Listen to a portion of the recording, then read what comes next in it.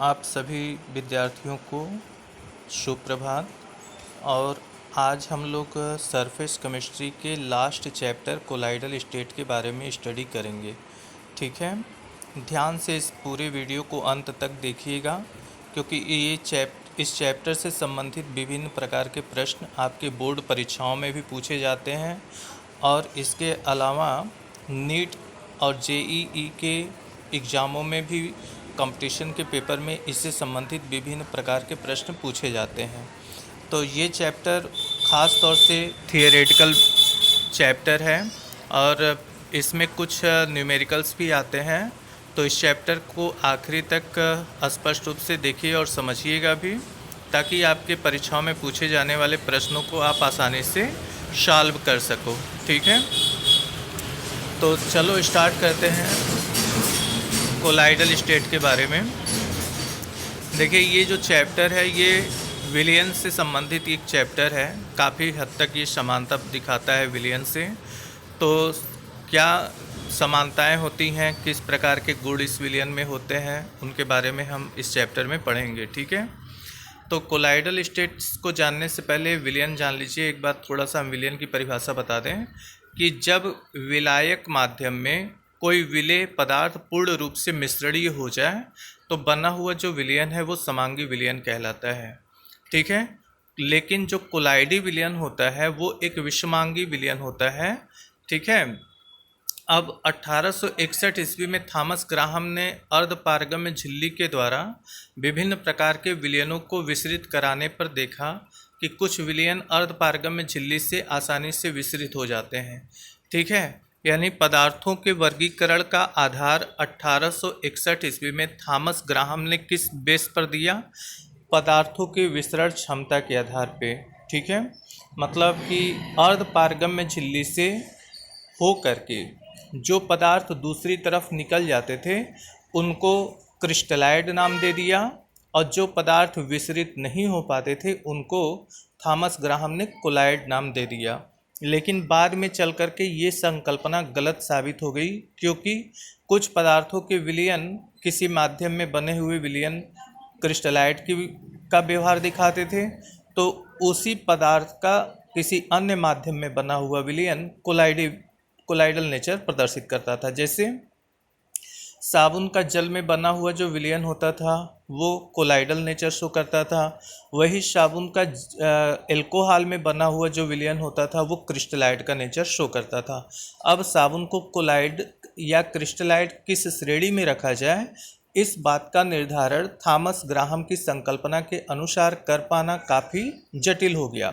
इस कारण Thomas Graham की ये संकल्पना गलत साबित हो गई, और बाद में चल कर के पदार्थों का जो वर्गीकरण था उनके विलेय कणों के साइज के आधार पर वर्गीकृत किया गया और 3 वर्गों में बांटा गया: कोलाइडल विलियन, वास्तविक विलियन और निलंबन। ठीक है, तो क्रम से इन तीनों प्रकार के विलियनों को हम देखें।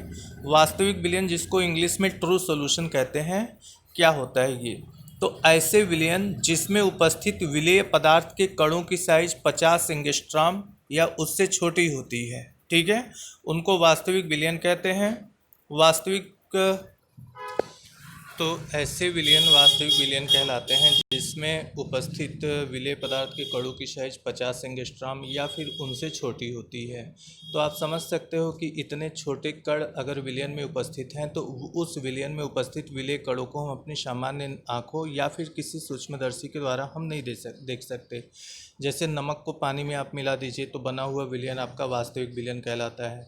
चीनी को पानी में मिला दीजिए, चीनी पूरी तरह घुल जाएगा, उस घुले हुए विलियन में आपके चीनी के पार्टिकल बिल्कुल भी नज़र नहीं आएंगे। मतलब ऐसे विलियन जिसमें विलेय पदार्थ पूर्ण रूप से घुल जाए और घुलने के बाद पूरा विलियन एक समांगी विलियन की तरह नज़र आने लगे, तो उस विलियन को हम वास्तविक विलियन कहते हैं। ठीक है, इसके बाद दूसरा आपका आता है कोलाइडी विलियन। ठीक है, तो कोलाइडी विलियन क्या होता है? तो ये विलियन विषमांगी होते हैं। ठीक है, देखो अभी वास्तविक विलियन जो थे वो समांगी थे, और जो कोलाइडल विलियन होते हैं वो क्या होते हैं? विषमांगी प्रकृति के होते हैं, जिसमें कणों की जो साइज है वो 50 एंगस्ट्रॉम से बड़ी होती है और 2000 एंगस्ट्रॉम से छोटी होती है। इस प्रकार के विलयन को अर्धपारगम्य झिल्ली के द्वारा हम विसरित नहीं कर सकते, और अगर विसरण की घटना होती भी है तो बहुत ही धीमे धीमे गति से होती है, लगभग नगण्य हम मान सकते हैं उससे, ठीक है। और कोलाइडी विलयन में जो कण होते हैं, विलेय पदार्थ के जो कण होते हैं, उनको हम अल्ट्रा माइक्रोस्कोप की सहायता से देख सकते हैं। तीसरा आपका आता है सस्पेंशन, जिसको हम निलंबन कहते हैं। तो ये पदार्थों के वर्गीकरण का जो तीसरा प्रकार है, इसमें उपस्थित विलेय के कणों को हम अपनी सामान्य आंखों से देख सकते हैं। ये जो विलयन है सस्पेंशन का, जिसे हम निलंबन कहते हैं, ये पूर्ण रूप से विषमांगी होता है। इसमें उपस्थित विलेय के कणों को हम आसानी से देख सकते हैं, सूक्ष्मदर्शी के द्वारा भी देखा जा सकता है, ठीक है। इनके कणों की साइज कहा जा सकता है कि ऐसे विलयन जिसमें उपस्थित विलेय के कणों की साइज 2000 एंगस्ट्रॉम से बड़ी हो, ठीक है, उसे हम निलंबन कहते हैं। जैसे आप बालू को पानी में डाल दो, ठीक है, वो भी एक विलयन होगा लेकिन विषमांगी प्रकृति का होगा, और उसमें उपस्थित विलेय अर्थात सैंड के जो पार्टिकल्स हैं उनको हम अपनी आंखों के द्वारा आसानी से देख सकते हैं। अब देखो कोलाइडी विलयन की प्रावस्थाएं, मतलब जैसे विलयन में दो प्रावस्थाएं होती हैं, विलेय और विलायक की, उसी तरह से कोलाइडी विलयन में भी दो प्रावस्थाएं होती हैं, एक परिक्षिप्त प्रावस्था, दूसरा होता है परिक्षेपण माध्यम। तो कोलाइडी विलयन में जो पदार्थ कम मात्रा में उपस्थित होता है, जिसको विलेय पदार्थ के रूप में हम जानते हैं, ठीक है, उसे परिक्षिप्त प्रावस्था कहते हैं। और जो अधिक मात्रा में होता है, मतलब जिसमें परिक्षिप्त प्रावस्था घुली हुई होती है, उसे क्या कहते हैं, परिक्षेपण माध्यम कहते हैं, ठीक है। इंग्लिश में परिक्षिप्त प्रावस्था को डिस्पर्स्ड फेज के नाम से जाना जाता है, और परिक्षेपण माध्यम को डिस्पर्सन मीडियम के नाम से जाना जाता है। अब इसमें कोलाइडो के प्रकार, ठीक है, तो उसमें प्रकार में दो तरीके के होते हैं, कोलाइड्स। कोलाइडी विलयन को एक और नाम से जाना जाता है, सॉल के नाम से। किस नाम से जानते हैं, सॉल, ठीक है। कोलाइडी विलयन को सॉल के भी नाम से जाना जाता है। तो इसमें आपका जैसे दो तरीके का होता है, एक होता है multi molecular colloid. Multi molecular मतलब जिसको कहते हैं बहुआण्विक कोलाइड, ठीक है। ऐसे कोलाइड जिनके निर्माण में बहुत से कणों के मिलने से होता है, ऐसे कोलाइडी कण जिनका निर्माण अत्यंत छोटे छोटे कणों के परस्पर मिलने से होता है, उनको मल्टी मॉलिक्यूलर कोलाइड के नाम से जाना जाता है। जैसे सल्फर के एक कोलाइडी कण के निर्माण में लगभग 1000 सल्फर के परमाणुओं का संयुग्मन होता है। परस्पर सल्फर के 1000 एटम्स जब परस्पर जुड़ते हैं तो S8 मॉलिक्यूल का एक कोलाइडी कण बनता है, ठीक है। इसी तरह माइक्रो मॉलिक्यूलर कोलाइड क्या होता है, तो ऐसे कोलाइड जिनका निर्माण किसी एक बृहत अणु से ही होता है, मतलब जिसके निर्माण में छोटे छोटे कणों का परस्पर कोएगुलेशन नहीं होता है, जुड़ाव नहीं होता है, वो अपने आप में ही एक बृहत साइज के कोलाइडी कण होते हैं, उनको बृहत आणविक कोलाइड कहते हैं, जिसको माइक्रो मॉलिक्यूलर कोलाइड के नाम से जाना जाता है। जैसे बायो मॉलिक्यूल्स में आपका स्टार्च है, जिलेटिन है, गोंद है, ये सब जो प्रकार दिखाए गए एग्जाम्पल में, ये माइक्रो मॉलिक्यूलर कोलाइड्स के अंतर्गत आते हैं। अब परिक्षिप्त प्रावस्था, यानी जिसको हम सॉल्वेंट के रूप में विलयन के अंतर्गत जानते हैं, जिसको परिक्षिप्त प्रावस्था कोलाइडी विलयन के संदर्भ में कहा जाता है, ठीक है। परिक्षिप्त प्रावस्था और परिक्षेपण माध्यम, परिक्षिप्त प्रावस्था का मतलब सॉल्यूट, और परिक्षेपण माध्यम का अर्थ हुआ जिस माध्यम में घुला है, मतलब सॉल्वेंट, ठीक है। तो परिक्षिप्त प्रावस्था और परिक्षेपण माध्यम के आधार पर कोलाइडी विलयनों का जो वर्गीकरण है वो भी दो प्रकार से किया गया है। एक होता है द्रव विरोधी कोलाइड, जिसको लायोफोबिक कोलाइड या हाइड्रोफोबिक कोलाइड कहते हैं, और दूसरा होता है आपका लायोफिलिक कोलाइड। लायोफिलिक कोलाइड, तो क्रम से इनको हम देख लें। द्रव विरोधी कोलाइड, जिसको लायोफोबिक कोलाइड कहते हैं, ये क्या होता है, तो ऐसे पदार्थ जिन्हें जल अथवा किसी अन्य परिक्षेपण माध्यम में घुलने पर तुरंत कोलाइडी विलयन का निर्माण नहीं करते हैं, लायोफोबिक कोलाइड कहलाते हैं, ठीक है। ये जल के साथ विरोध या प्रतिकर्षण प्रदर्शित करते हैं, जिससे ये कुछ समय के बाद विलयन में नीचे अवक्षेपित हो जाते हैं। अर्थात इसका अर्थ ये है कि द्रव विरोधी कोलाइडों को अगर आप जल या किसी माध्यम में घोलते हैं तो वो आसानी से नहीं घुलते हैं, अर्थात आसानी से कोलाइडी विलयन का निर्माण नहीं कर पाते हैं। कारण क्या है इसका? क्योंकि द्रव विरोधी कोलाइड्स का किसी परिक्षेपण माध्यम के प्रति जो आकर्षण होता है वो काफ़ी कम होता है, और अगर मुश्किल से कोलाइडी विलयन का निर्माण हो भी जाता है तो उस विलयन में अगर वैद्युत अपघट्य आप अल्प मात्रा मिलाते हैं तो उसमें उपस्थित जो विलेय के कण हैं, मतलब परिक्षिप्त प्रावस्था के जो कण हैं, वो उदासीन होकर नीचे तली में बैठना शुरू कर देते हैं, यानी अवक्षेपण की घटना तत्काल होती है। और उस विलयन को आप वाष्पित करके ठंडा करेंगे तो अंत में जो नीचे ठोस पदार्थ जमा हुआ प्राप्त होगा उसका दोबारा कोलाइडी विलयन बनाना अत्यंत मुश्किल हो जाएगा, अर्थात आसानी से कोलाइडी विलयन में वो परिवर्तित दोबारा नहीं हो पाते हैं। अब इसमें एग्जाम्पल आपको, जैसे कई एग्जाम्पल्स आपको मिलेंगे इसमें, ठीक है। जैसे आपको गोल्ड सॉल है, ठीक है, प्लेटिनम सॉल है, धातुओं के सल्फाइड हैं, हाइड्रोक्साइड हैं, ऑक्साइड हैं, ये जो पदार्थ होते हैं ये द्रव विरोधी कोलाइड्स कहलाते हैं, और इनका बना हुआ जो विलयन है द्रव विरोधी कोलाइडी विलयन कहलाता है, ठीक है। तो द्रव विरोधी कोलाइड्स यानी लायोफोबिक कोलाइड्स प्रोसेस जो होता है बनाने का एक इरिवर्सिबल प्रोसेस कहलाता है, क्योंकि दोबारा अवक्षेप का कोलाइडी विलयन इसमें नहीं बन सकता। दूसरा आपका कोलाइडी विलयन होता है लायोफिलिक कोलाइड, जिसको द्रव स्नेही कोलाइड कहते हैं। तो ऐसे पदार्थ, ठीक अभी आपने जो लायोफोबिक कोलाइड्स के बारे में पढ़ा है, ठीक उसी का ये उल्टी सारे विपरीत बातें इसमें आती हैं कि ये ऐसे पदार्थ जो जलीय माध्यम या किसी अन्य परिक्षेपण माध्यम में मिलाने पर बहुत शीघ्रता से घुल जाते हैं और घुल करके कोलाइडी विलयन बना लेते हैं, उनको द्रव स्नेही सॉल या द्रव स्नेही कोलाइड के नाम से जाना जाता है, और बना हुआ जो विलयन है वो द्रव स्नेही कोलाइडी विलयन कहलाता है, ठीक है। अब ऐसा क्यों होता है? तो द्रव स्नेही कोलाइडों का परिक्षेपण माध्यम के प्रति प्रबल आकर्षण होता है, ठीक है।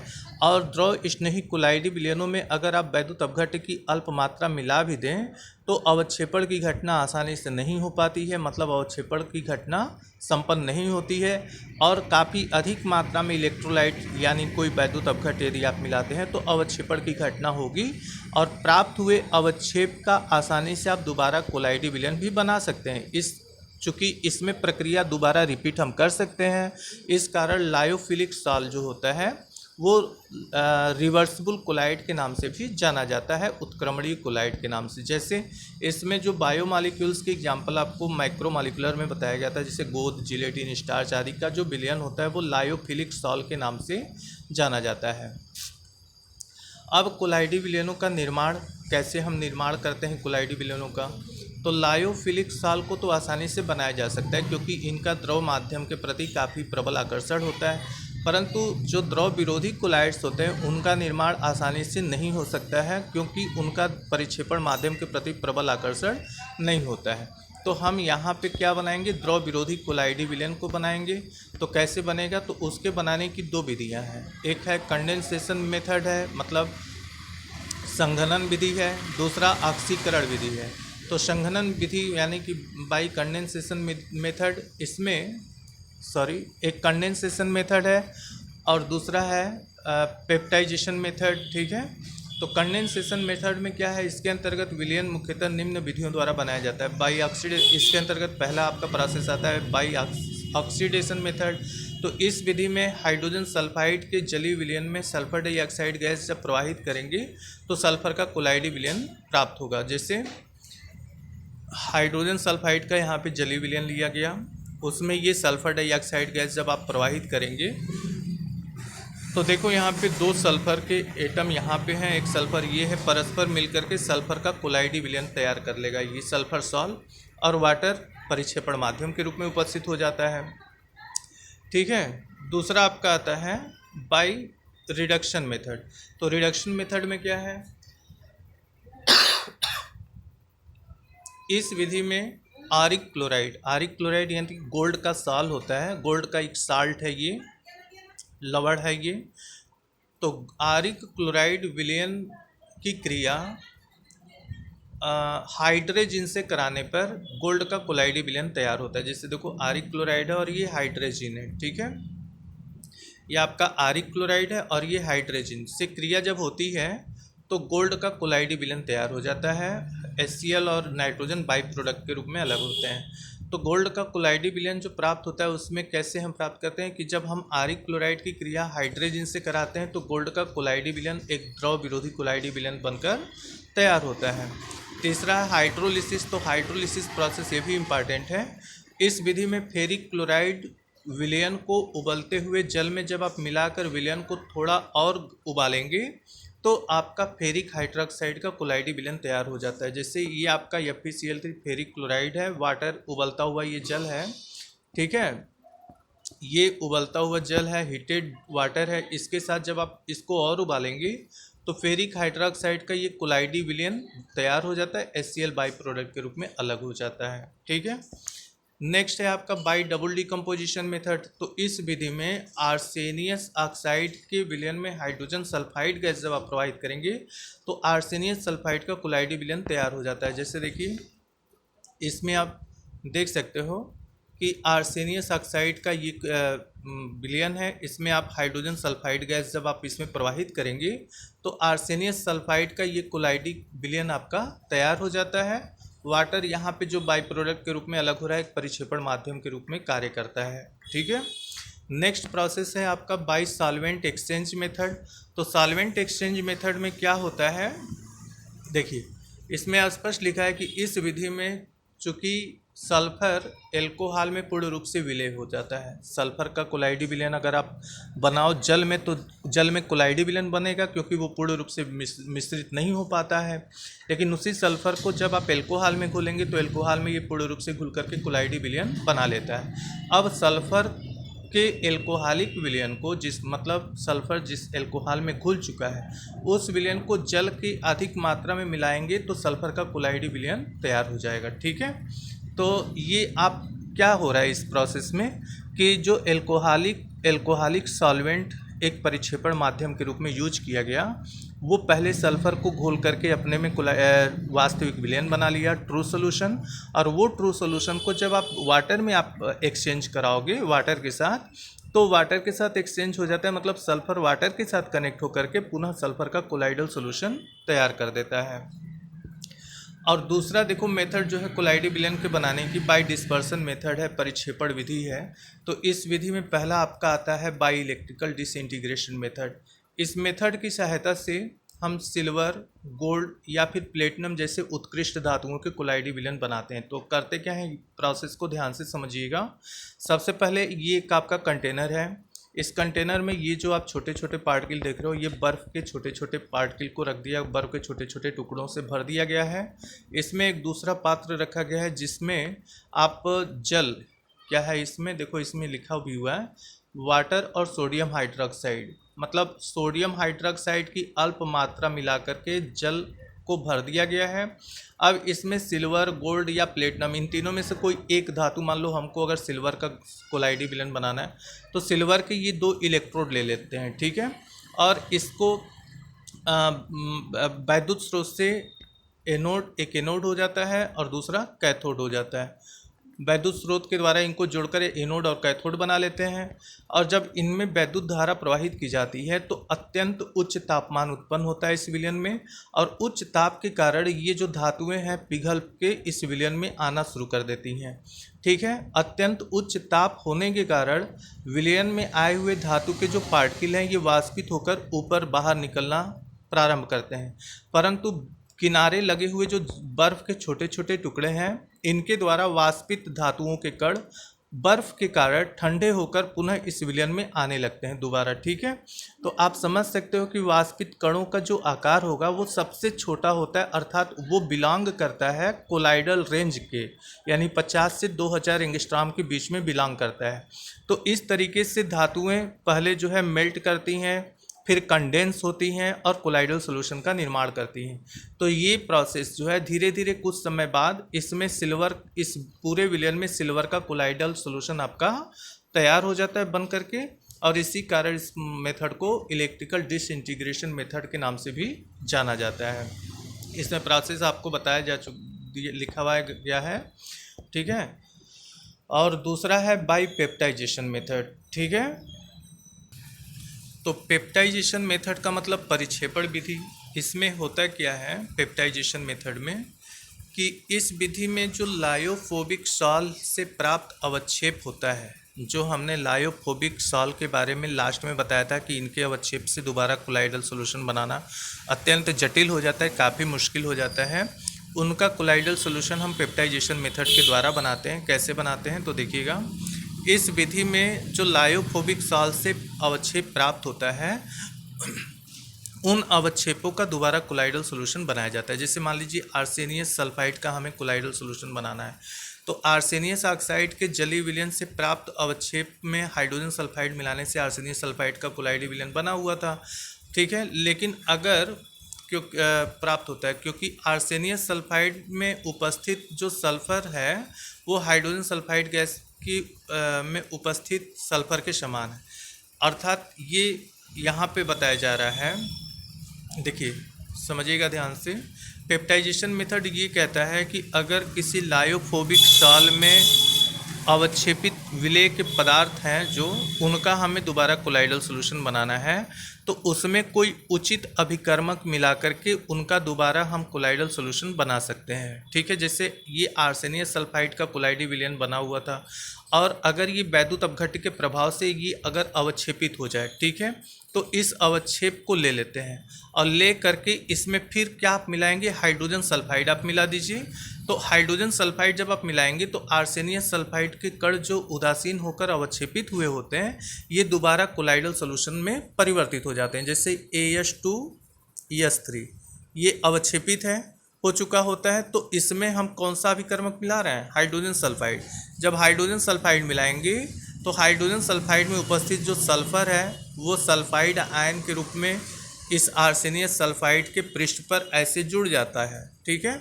तो इसके जुड़ने के कारण जो है ये आर्सेनियस सल्फाइड का उदासीनीकरण पूरी तरह नष्ट हो जाता है और ये फिर से कोलाइडल पार्टिकल के नेचर में बिलोंग करने लगता है। मतलब कि अवक्षेपित पदार्थ में कोई उचित अभिकर्मक मिलाकर उस अवक्षेप का दोबारा कोलाइडल विलयन बना देना, यही घटना पेप्टाइजेशन कहलाती है, ठीक है। तो ये रहा आपका पूरा कोलाइडल विलयन के बारे में और उनका वर्गीकरण के बारे में। अब इसके आगे के टॉपिक्स में हम आपको नेक्स्ट वीडियो में पढ़ाएंगे कि कोलाइडल विलयन जो आपने बना लिया है उसका आप प्योरीफिकेशन किन मेथड्स की सहायता से कर सकते हैं, ठीक है। आज के लिए बस इतना ही।